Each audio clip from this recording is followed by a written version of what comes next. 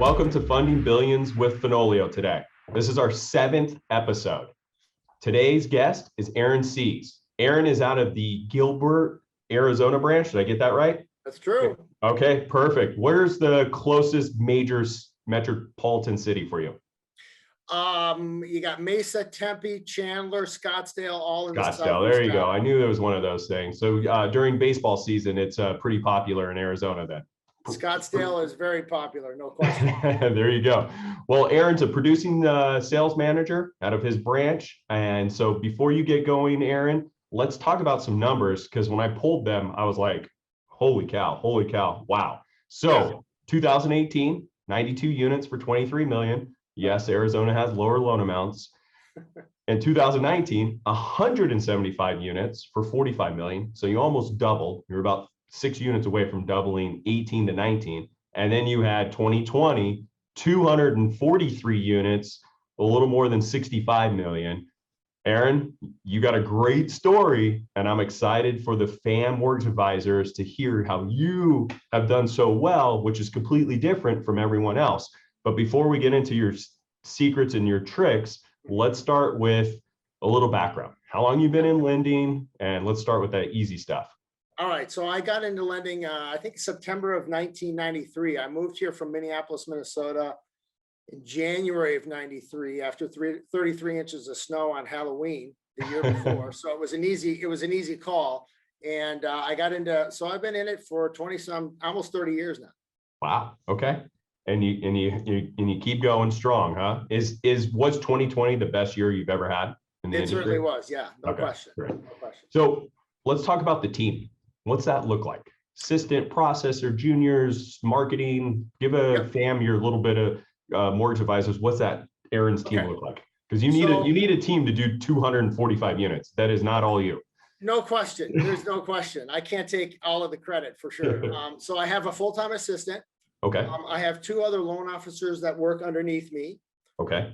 And then we have our processor. We sometimes share our processor with other loan officers, but for the most part, she's mine. And then the whole office has a marketing manager inside of our office that we all share. Her name's Jen. Okay. So let's talk about the 2 juniors, because that is a big thing that, as I grew, I needed junior loan officers. Yeah. So these are people that are coming in. Are they newer to the industry and you're training them to become seniors, or are they more like an assistant, but we call them a junior? What are their roles and functions? So both of these, one of my guys, Steven, has actually been in the business almost as long as I have, but he chooses to kind of stay away from the computer things. He's a make it rain kind of guy. I come in, I make sure that income's calculated properly. Make sure. So he's more of a glorified title rep going out there going, hey, use us. And you're behind the scenes and you're like, all right, let's make sure you didn't tell this person they qualify. Right. Yeah. I mean, he's pretty savvy and he knows what he has a lot of past clients that keep coming back to him. And then my other loan officer actually used to be my processor.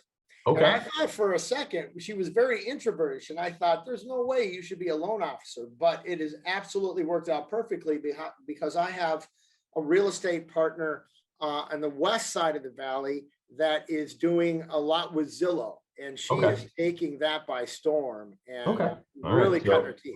All right. Wow. Okay. And then on that, Zillow, so you're co-branding with the agents as they're coming in, she's calling all the leads or the realtor calls the leads and hands them off to you, and right?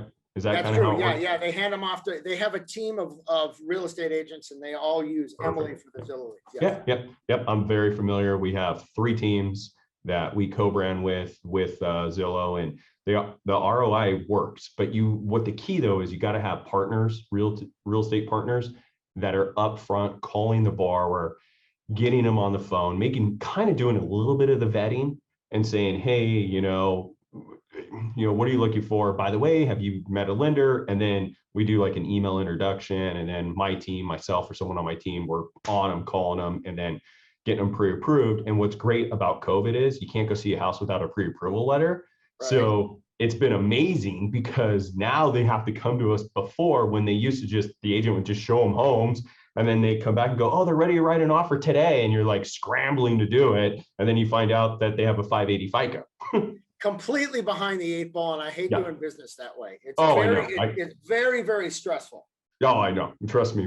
It's been the biggest fight for me is like, we should get them sooner, but the agents are like, I don't want to lose them. And I get it. So I had to like compromise, but COVID actually changed that for me. I'm like, now you have to get pre-approved to see. And I tell the agent, I go, you don't want to waste your time doing that anyways. I So still can't, Chris, I still can't understand how somebody wakes up on a Saturday morning and says, let's go buy a house.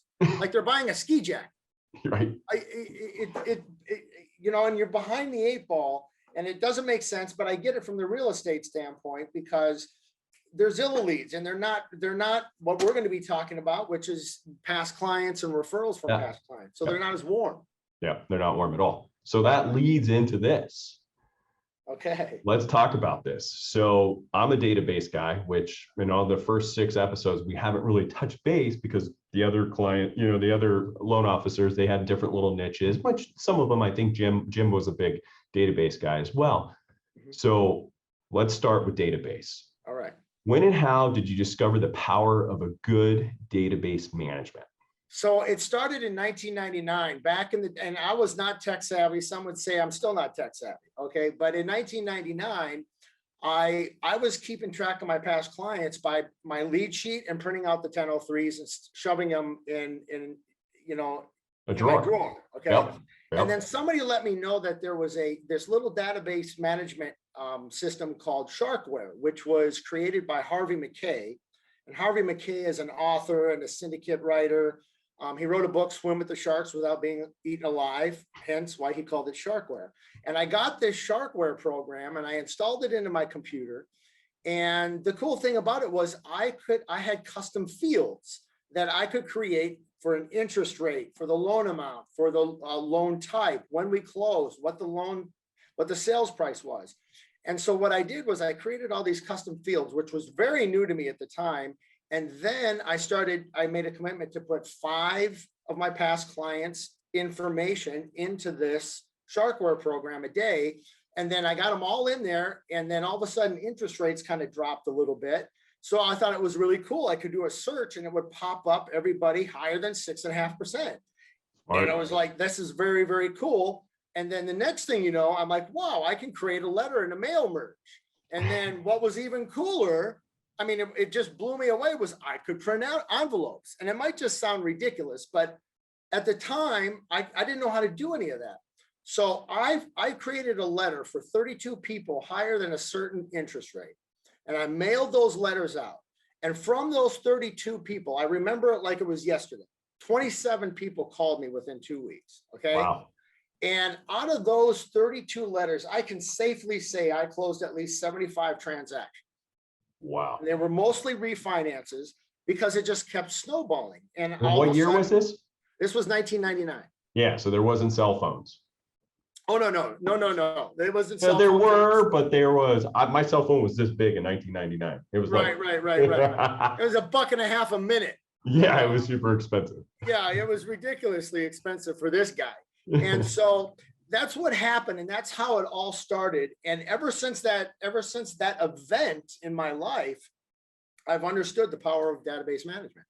Okay, great. I love it. I'm a big database guy. Just, you know, that 2020, I'm in 2X. I have all my stuff in 2X and marketing. And I love how you can go and hit loans. I literally go in and hit loans and I sort by interest rate. And I start at the top and then I start just going through and I'm like, yes, maybe. Oh, what do we have here in value? And I literally go like every time rates drop, I'm like, okay, here we go. And then, you know, an optimal blue, have you ever heard of rate alert? Never. Well, I've seen that function, but I don't know. Yeah. So I don't know, when we first had optimal blue, I started using that as well. I close a loan and they were like at 4 or something. And I go, oh, if rates ever drop to, you know, whatever it was, it would rate alert me. Well, then the last time when rates went to, I don't know, 3.5, I didn't do rate alert again because I was like, oh, they're never going to refi. I was like, you idiot. I was like, you. COVID hit, and all of a sudden you're at 3. Right. So I started, I had the database, but then I also used Rate Alert. So just email me and be like, hey, this person you can reach out to. And then I totally blew it. And then this last round, I was like, do I really write 1.99 in there? You have to, man. You learned your lesson. Right. I didn't. It was like, it was easier to go through 2X and just sorted by interest rate. But yeah, that was great. So let's go. What practices do you consistently do to stay in front of your clients? Like, are you a guy that does a bunch of emails or letters or newsletters? Where do you stand on touching that database? Okay, so I'm pretty particular about it. What I do is 4 times a year, once a quarter, I will send out a holiday card. Okay. A 5x7 postcard. Okay, but I use off holidays. Okay, I don't do Memorial Day, Independence Day. I do first quarter, February 2nd, they get a happy Groundhog Day card. Okay. Because nobody's getting a Groundhog Day. No. And it's a cute little furry groundhog on front, and on the back, it's the reason why we have Groundhog Day. Okay. And we just, Jenna and I just finished the printing. I just approved it. We did a 5x7. Happy Flag Day, June 14th, next Monday. Okay, so everybody's going to get a Flag Day card because everybody's getting Memorial Day stuff and Independence Day stuff. Nobody's getting Flag Day stuff. No, I like it. And then third quarter, I do a Halloween card just because we can get a little bit risque and funny. Okay. And it's bright orange. Okay. And then, of course, I do the holiday card at the end of the year. So 4 times a year, I do print media. Now, the thing about this, Chris, is I'm never asking for business. Okay. Right. They know who I am. Okay. And they know what I do for a living. This is just to stay in front of them. It's sticky. And you're being sticky. Yes, exactly. And then another thing that I do is I send out these pens twice a year. And you're like, pens? Let me tell you something. I've gotten more juice from these pens. It's ridiculous. Our Radian mortgage insurance company rep would come in a couple of times a year, and the processors would be clamoring over these pens that he had. Okay. And they would steal them from each other, literally steal them from each other. Thievery in the office. They would steal these pens from each other. And I kept saying to myself, I got to get a hold of these pens. So we found the pens, and I mail these pens out twice a year with just a little funny, I bet you thought I'd forget about you, and a little insert. And we mail them out twice a year. And I'm going to quote one of my clients. He happens to be an engineer, but I get a lot of text messages on the Groundhog Day card. I get a lot of text messages when the people get these pens. He quoted, this is what he texted me: a comfort grip with smooth ball point action and retractable. You shouldn't have, Aaron.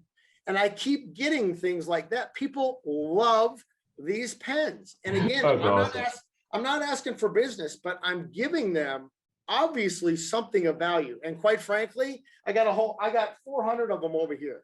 And when the processors come in here, they know where to go to steal my pens. And they are awesome pens, I have to tell you that. And then I love that. 4 times a month, we have a company called Fairy Tale Brownies. And for $30, I can get like a pack of 10 fresh brownies FedExed to a customer's house. And I pick 4 past clients a month, and I send them a just because FedEx. Just because. Brownies. And it has nothing to do with Finance of America. It just says, hey, was just thinking about you. Enjoy the brownies. Okay. And then the last thing that I do is, I couldn't do it last year because of COVID, but in October, I have a client appreciation party. And I have a big cul-de-sac lot, and I love to entertain back there. And I have an event planning coordinator that her job is to make it more insane and more memorable every year. So people text me and literally say, hey, Aaron, when's the next party? And my clients come to this. It's always themed. The first year was an 80s theme, and I played Weird Science and Fast Times at Ridgemont High in the backyard. Last year was this crazy 70s discotheque party with all these funky lights and disco balls. And this year is going to be the first backyard rock fest, where I'm creating a rock concert in the backyard. I'm having a lighting company come to simulate like you're at a rock concert with roving lights. And I'm going to play sets of music from 3 or 4, really popular rock bands, live music, like you're at a concert. Wow. And then I'm working on trying to get this very special mystery guest. I'm about 75% of the way there. But if I get them, I won't be able to give my Wi-Fi password out because people will blow it up. It'll be aggressive social media posting if I get this performer. And so those are the things that I do to stay in touch. And those are the things that I do on a consistent, regular basis. What you're doing, sending them brownies and a pen and customizing stuff and doing stuff that you're not seeing on Memorial and 4th of July is brilliant. It's beyond brilliant. And if you're a family advisor and you're listening, you should do this. I can already tell you, I know it's going to work because I'm going to steal it. I'm not going to steal all of it, but I'm going to steal a couple of your ideas. Sure. I do a quarterly newsletter out, approved by FAM, but it's an outside company and it just talks about real estate.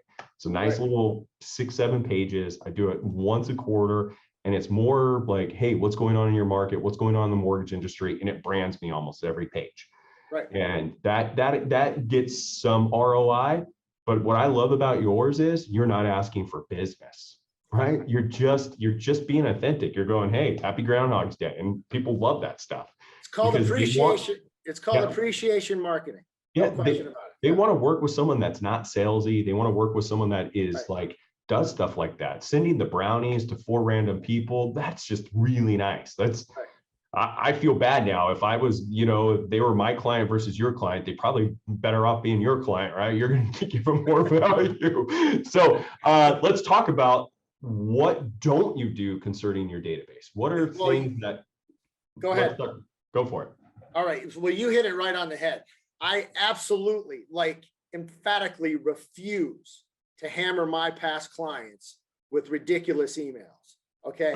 Over and over and over. I completely refuse to do it. It's a database management killer. And it's a horrible practice. I wish people would stop. I found a great t-shirt company. They're called BYLT. They sell these great they're drop cut t-shirts. And I bought 4 or 5 of them from them and I absolutely loved them. And then I bought a couple of more from them, different colors. And they were hammering me every 4 days, 5 days with emails. And what did I do? I unsubscribed because, Chris, I'm not in the market to buy t-shirts every 4 days. I mean, that's ridiculous that they would even think that. Now, if they wanted to send me because they're having a sale or, hey, listen, if you ever want to reach out and here's our webpage, blah, blah, blah, but stop hitting me every 4 or 5 days with emails. And like I said before, I didn't sell these guys a ski jacket. They do not want to buy a mortgage from me every 2 or 3 months. Okay. Well, maybe last year they did, but this year and most of the time they don't want to send me something or they don't want to hear from me on a salesy way every 3 or 4 weeks. They just don't, period. They know who I am and that's that. I don't send recipes out. I'm not Betty Crocker. Okay. I'm a single guy, man. Trust me. I'm not Betty Crocker. And you don't want my recipe for lasagna. You just don't. Okay. I'm not that guy. I'm the mortgage guy. I'm the mortgage guy. I'm not the home hacks guy. Okay. That's Facebook. I'm late to the party on that. If I want to be the home hacks guy. Yeah. Let's face it. And what happens is, Chris, the theme is my motive is I simply want to be their guy and I want to be their friend's guy. And that party I talked about, that's going to be off the hook. When they talk to their friends and their friends see it on Facebook, their friends are going to say, I want to be at that party. Their friends, I want their friends to say, I want that pen. I want their friends to say, I want one of those brownies. Okay. And most importantly, Chris, I want their friends to say, my guy doesn't do that. Okay. Wow. Your mortgage guy does all this kind of stuff. My guy doesn't do any of that, but close my loan and call me every 5 or 6 years. Okay. That's not who I am. That's not who I want to be. And Chris, my toolbox is pretty simple. I got a few things in it, but the main thing, the most valuable thing in my toolbox is a phone book. Okay. And it's a phone book of the guys, electrician, landscaper, house cleaner, backyard renovation specialist. I just had a big backyard renovation done. Electrician, plumber. Those are the guy. The guy is tried and true. Okay. His price has already been determined that it's fair. All right. There's no question about it. And so when I'm dealing with a guy, I know what I'm getting because my buddies have referred it, or a past client has referred this guy. And let's be frank, the guy is a lot easier to work with and that's all I want to be, Chris, is the guy. Yeah, that's awesome. So what you have is your own BNI group, right? Your own networking group. We call it BNI in California. Right, yeah, BNI here too. Great way to put it. Okay. So, and Susan, on episode 3, she was very big on hers. And, one of the things, I don't know if I touched on it, I don't think I did. I have my own group, but we don't need her anything. So my CPA that does my own personal taxes, I refer her to all of my clients and all of my real estate. Right. That's it. Agents. I could not be in a BNI group like some people are because I already got my guys. Yeah. I have my own financial advisor, my own trust attorney. I have my own 1031 exchange company. All these people that I personally vetted and I've used myself and enjoyed their customer service. And so when you get into my network, when I meet with agents or clients and stuff, I'm like, you can have whoever you want, or you can have the list of people that I work with. And they personally, not me just referring some insurance agent, I have my insurance with them. I have my portfolio of stocks with them. I have my investment properties with them. I have property management with them. I've done construction with them. I've had my pool redone. And I open that up to my clients. Here's my book. You can choose or what you want. And I personally have experienced them. And this is what I got. Now, what happens is they get really busy. Right. And then they got to hire people. And then, then I got to talk to them and be like, hey, I understand that I brought you 300 brand new clients for taxes this year. You need to go hire 3 more people. Right. That's a good problem to have, Chris. Your service is amazing, but it's slipping because you have so much business. And it's not going to stop as long as you continue giving that service. Right. So it sounds like you have that same group, and which is amazing. You want to be that person that you're not just selling mortgages, you're also helping them with referrals. I literally took a scenario the other Friday, and the client's looking at buying an investment property, and he's not from California. And I'm like, I got it. I got a property manager, a 1031 exchange company. I have it all. I'm just going to email you a list of everyone. Feel free to reach out. I don't even have his loan. I haven't even taken his application. I just sent him the list of the people that worked with me. He just wanted to have a conversation. I go, feel free to use them. Tell them I referred them. They'll take great care of you. You know what I mean? So I'm paying it forward. And I know he'll probably come back and be like, hey, these people are amazing. I'm ready to buy a place, But that's what you have to do. You have to build your own network versus your, people in the office. Like when I'm coaching the LOs, I'm like, you need your own title officer and your own escrow officer. And they're like, what? And they're like, and they all of us, there's a group of them, they use the same escrow and same title. I go, you're losing business. Unfortunately, you're losing business because that person now has to decide who to give the deal to, and all of you are competing. And that's why I always tell these guys and gals, I go, you have to have your own group. And I'm very selective. Like I tell them, I go, you can use my people, but you understand that if you send Tiffany a lead and she does a good job, that she'll give that lead back to you. But any new stuff she gets, it's going to go to me. Yeah. Hate to be shallow, but that's the way it works, man. It's true. Like multi-level marketing. I get it. Right. Yeah. So let's go. Well, I mean, Aaron, you and I are rolling. I love it. How solid is your database? Or no, here's a better question. Your database management is amazing. Now, how has that helped you in business and life? Like, let's talk about business first. How has that helped you? Proof's in the pudding. You said it at the top of this webcast. In 2017, 38% of my transactions were past clients. 2018 was 40, 2019, 44, 2020, 66, and year to date, 72%. Okay. So how many units are you at year to date? Over 100. Year to date's over 100. So out of 100 closed loans in 2021, 72 of them are from your database. Yes. Well, a couple of those are on my team. I'm talking about my personal transactions, but 72%. And obviously the numbers are a little skewed because of the rate environment that we've been in. And there could be an argument, yeah, our interest rates are super low. Well, guess what, Chris? I didn't lose them. Yeah, it's true. Okay. I didn't lose them. So, to me, how it helps is every single time I close either a past client or a referral from a past client, like you said, they're another salesperson for me out in the world. Okay.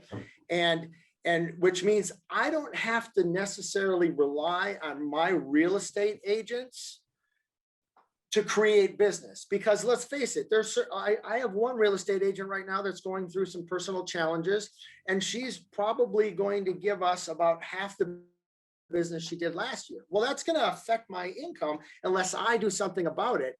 And there's another agent that is kind of in the same kind of boat. They had such a great year last year, and it seems as though they're taking 2021 off. Well, guess what? I'm not. Okay.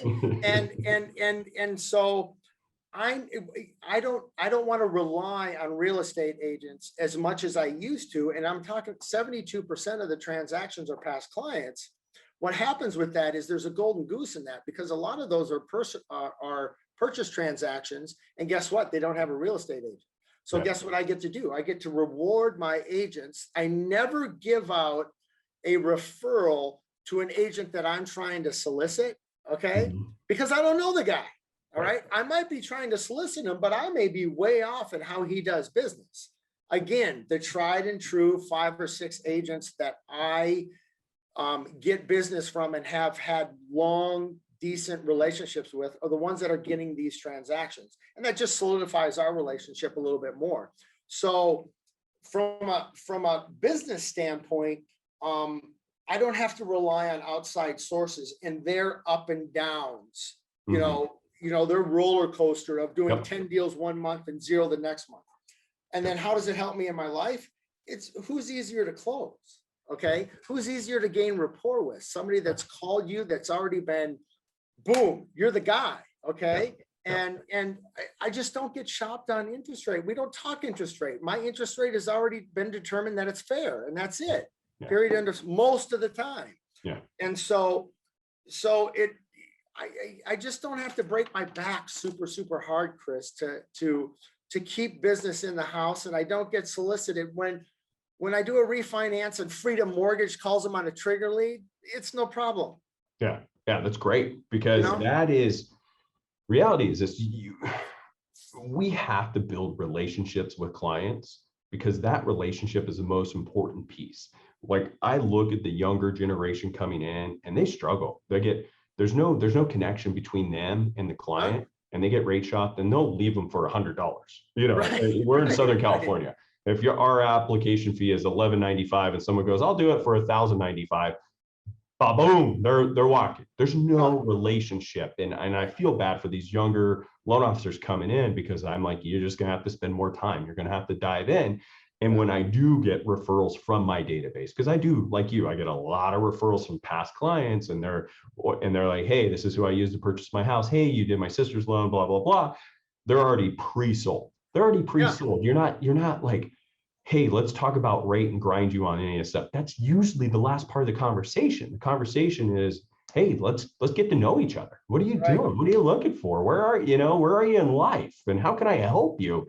And then at the end, you're like, perfect, let's go over rates. Let's talk about what you're looking at. And a lot of times it's not even rate, it's more about payment. Right. They're like, and I'm like, what are you comfortable with? Let's go through. And, average rate today is X, and here's where we're at. And I'm not a big rate guy. I go, hey, today is this. I go, look, here's a range, about a quarter here, up, down, depends when you lock, depends when we're in escrow. But this is a range. And I usually say, look, I'm going to give you an 1/8 higher, a quarter higher, just so you go in expecting that. And then when I lock you in and it's an 1/8 or a quarter lower, you're going to love me. And you're the hero. And it takes away all the online, well, I went online and saw this. If you spend 20 minutes on the phone with them and you really connect, they're not going to go chase someone else and go have that same 20-minute conversation. Chris, I agree with you. So that's textbook. That's right out of the Mortgages 101 textbook. It's almost like you wrote it. And the thing I like about what you said is, I never send people to an online loan application because that first 15-minute conversation I have with them is all I need most of the time. And if I don't have that 15-minute conversation with them, and all of a sudden I'm looking at a whole bunch of stuff that's being downloaded to me, I don't know this guy from Adam. I don't know him from Adam. And I like how you say, you know, I under promise and over deliver. So when I say their total payment is going to be $2,000 and it's 1975, guess who's the hero? Okay. When I say their cash to close is 40 grand and they're a first time home buyer and it's 39.4, they love you. $600 more I get to go to Home Depot with because I'm a brand new homeowner. I need 6 carts at Home Depot the first time I go. Unless you're buying lumber. Yes. Oh God, don't even talk about that. I mean, that's huge right there. The under promise, over deliver, the way that you talk about hitting them with a higher interest rate just to prepare them just in case. And then if you play it right, you sneak them in at a quarter point less. Yeah, and they love it. And Chris, and you're the guy. Yeah, you're the hero. You're the hero, and you always want to put yourself in a position of being the hero versus the goat. And you're like, hey, today's like maybe 2 3/4, blah blah, whatever it is, right? They're at 3/4, and then you have to lock them in, and it's an eighth or a quarter higher because the market went crazy. Yeah. It just and I literally had that conversation with them. I say, listen, we're gonna run numbers higher. Most likely it'll be a little less, but if the market goes crazy tomorrow, we know what our worst case scenario looks like. Yeah. And and every time it's always a little bit less than they anticipated, and you win. If you ever underquote and a borrower has to come in with $100 more than you said, they hate you, right? They hate you. And it could be and like, you know, I run the office, run the region, and I see a lot of the stuff that comes on my desk. And I saw a complaint for $3.78. It was off by $3.78 a month. And I saw the email complaint, and I literally went to the LO going, this is why you always just pat it a little bit. Yeah. Because for $3.78, are they really going to complain? No, right? If it's $3.78 lower, they're going to be like, okay, it was lower than what they said. They don't want to feel bait and switched, right? No one ever wants to feel that. And so that's a great thing that you and I brought up. Hopefully the family advisors are listening. So let's move on to some more stuff. You're great. And we're going to go way longer than 30 minutes because I love our energy and we're kicking butt. So let's talk about, all right, I already know where you're having the most success in your business. Do you listen to a mortgage podcast? Do you follow anyone? Do you do any coaching? What are you doing to improve yourself? Barry Habib. Okay. Yeah, Habib. I love his tools. I love his, I love the Mortgage Insider on Saturday at 11 o'clock. I love his consistency. And so he's the guy that I follow the most, Okay, great. Yeah. Do you use Mortgage Coach at all? Do not use Mortgage Coach. Okay. What do you use? I don't use anything. I use XM. I use XM, man. You use 2X. Okay. Yeah, 2X graphs are pretty cool. Like I've seen the 2X graphs in there, and you can spit out some payments and give them some between the 15 and the 30-year fixed options and stuff like that. Okay. Right. Got it. Where are you having the biggest pain or challenge in the market today? What is your biggest pain or challenge that you're like, what's something that you want to change? In our systems, I need to let go a little bit, because I'm a little bit of a control guy, and so what we've slowly been doing is we've been taking things off of my plate and giving them to the loan officer assistants where I used to kind of control it. And I'm guilty of it. It's like, oh, let me do it. I can take care of it faster. I could do it in 5 minutes. Yeah, I could do it. And I don't want to teach them, and I'm being lazy. And my part in it is I'm being lazy and I'm almost, enabling them. And I need to let go of that because they don't grow. And if I'm, God forbid, I go make it to President's Club and I'm gone for 3 or 4 days, they might feel like a fish out of water. And that's my bad, so I have to own my part in it. And that's kind of what we're trying to do, is trying to have me let go of some of the stuff that they've kind of taken for granted, but they've got to learn it. Okay. And that frees up some more of my time so I don't get burnt out so much. And that's the main thing. I need a little bit more life balance. Another thing is, again, like I said, I'm not married. I'm single. I have a 5-year-old dog. I have a lot of discretionary time, but it's been a lot. Somebody asked me, do you have a girlfriend? I said, yeah, her name's Finance of America.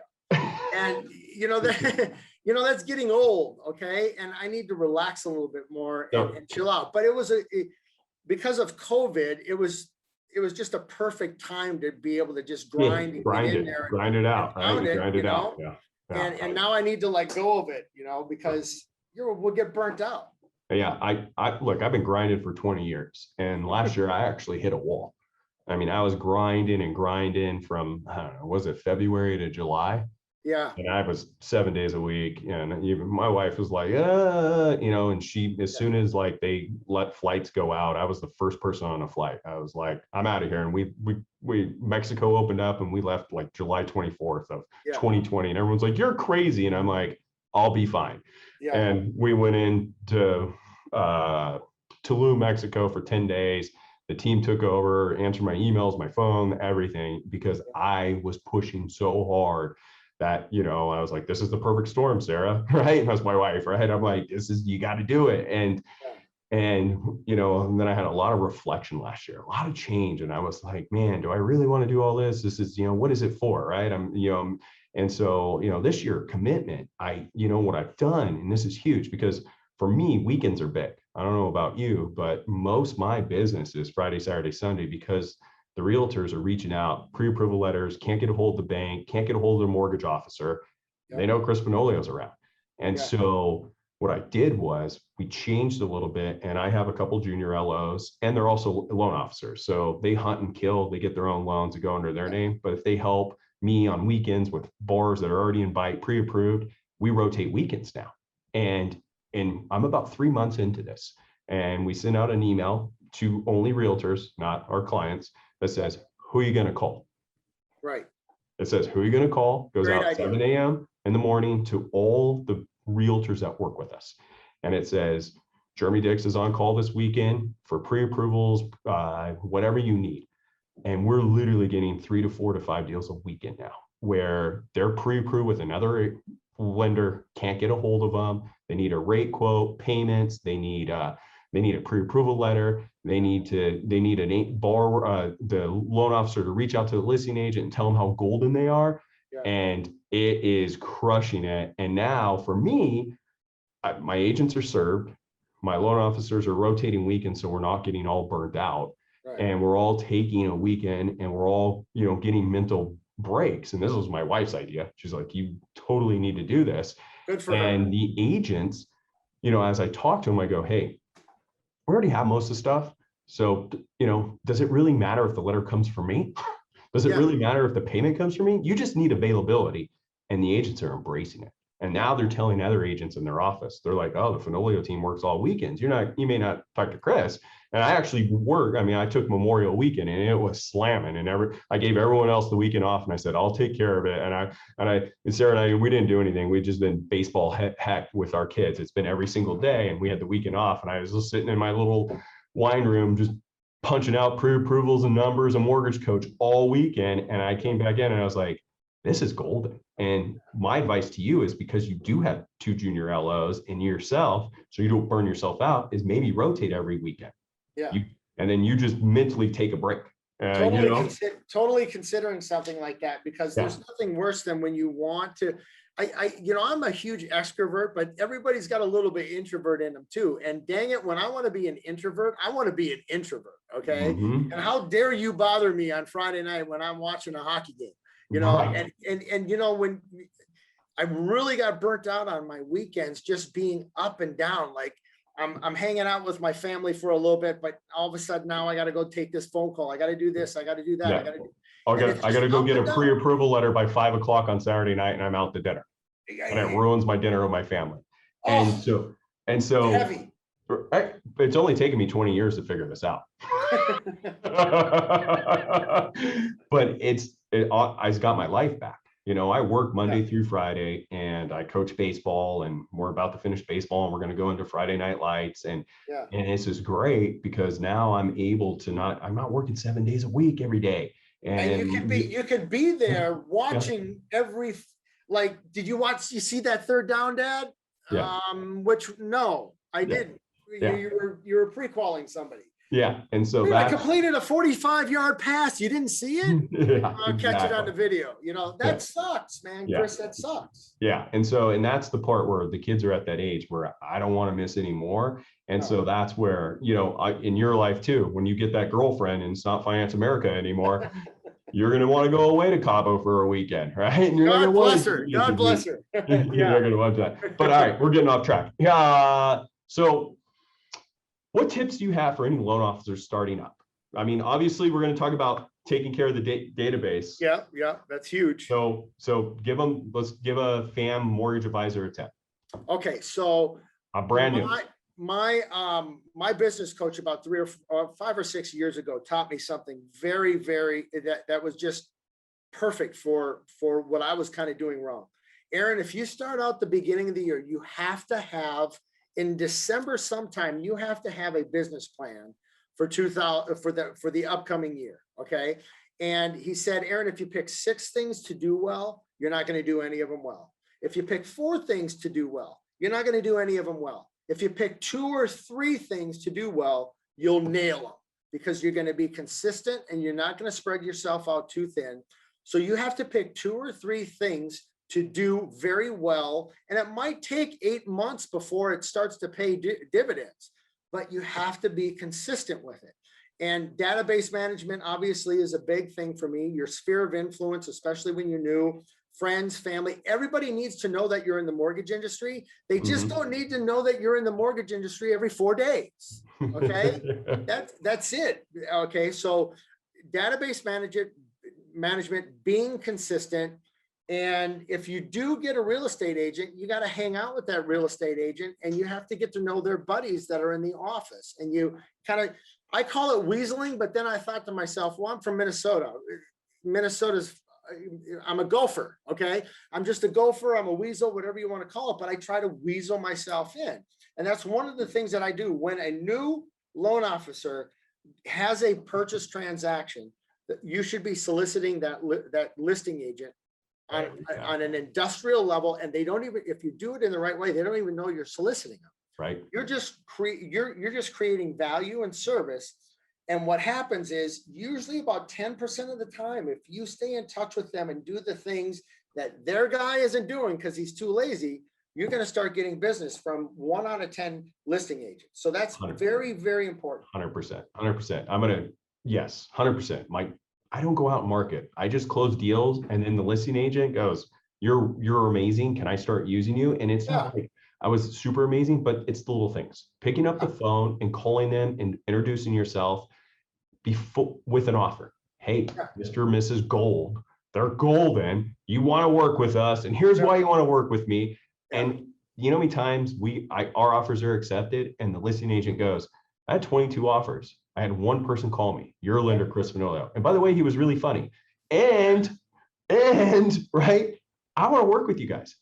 And then once you're done with that transaction, they come back going, like you said, their gal or guy don't do that. They don't call and they don't support the transaction or support the borrower. They go, are you willing to do this for me? And I'm like, absolutely. Are you willing to do a couple things for me? And here's what I need you to do.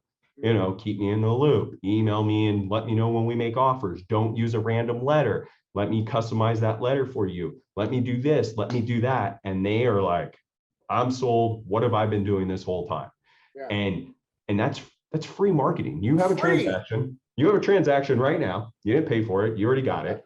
And now you have another agent on the other side. You're going right now. You're taking a test, right? You're going to either pass or fail with them. And if you do a great job, I feel in my market, my area, maybe 3% of the loan officers do what I do.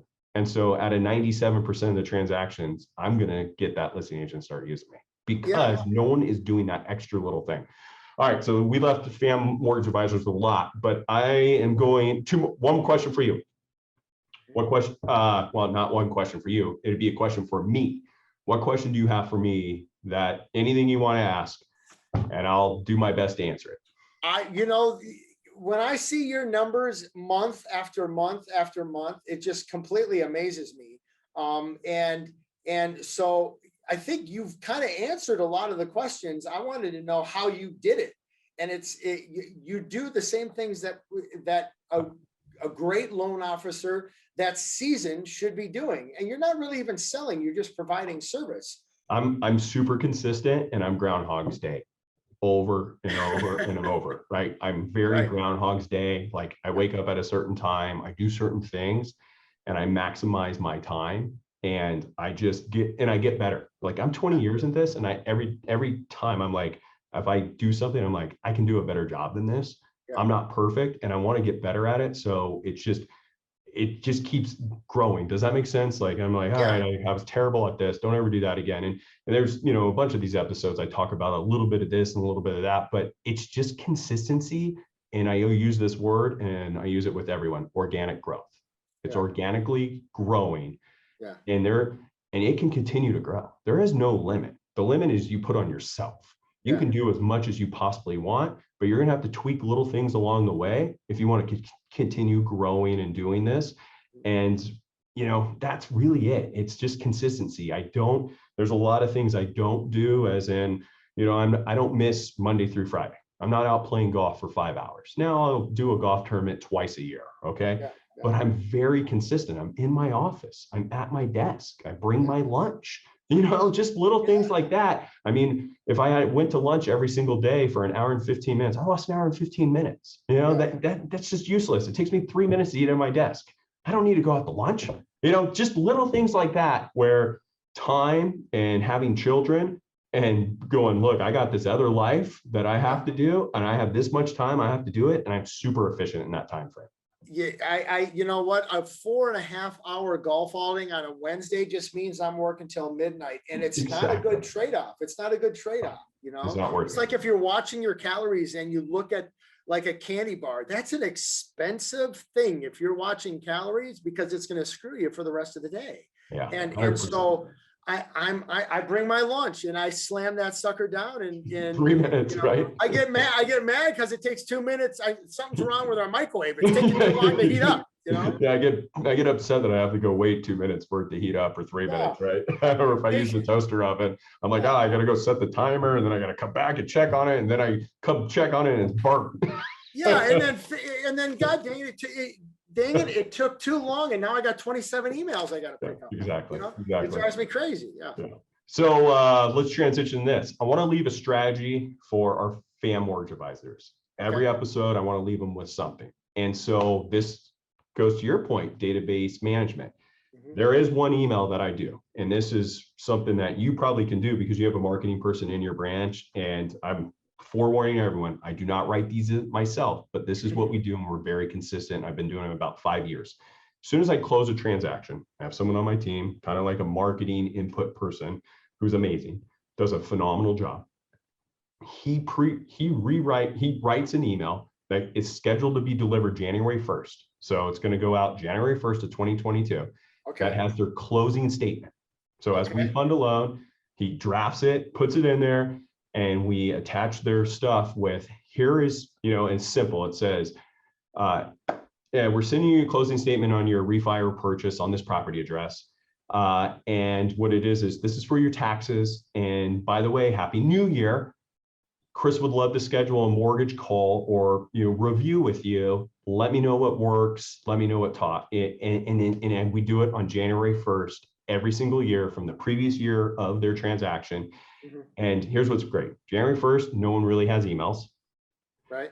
They get an email from us with value because we're sitting in their closing statement because they already deleted it. They deleted it. And then they're all right. And then I'm scheduling calls for the first couple of weeks of January to connect with clients. And most of the time it's just BS. We're just talking, but Januaries are usually slow. Besides last year, every year at the end, December through January 15th is very slow. So I'm busy just connecting with past clients. And that's one of my marketing database things that I love doing, is just sending them that. And then basically, hey, you got any questions? And a lot of times people just want to talk about what their future is. Hey, I'm thinking about buying an investment property. Should I get an equity line? Should I do this? Should I do that? And for me, it kicks off my year because it gives me a lot of momentum, a lot of people I'm talking with. And I always start off the first quarter really, really strong every year. And that's my tip of the Funding Billions episode. And well, I know who is. I love that tip, no question, because you're right. January 1st to January 30th is typically a slow time in the industry. Yeah. And what you're just doing is you're staying busy and you're picking one up here or there. Yeah, that's it. And you're adding value because they're going to ask for that. They're going to ask for it anyways.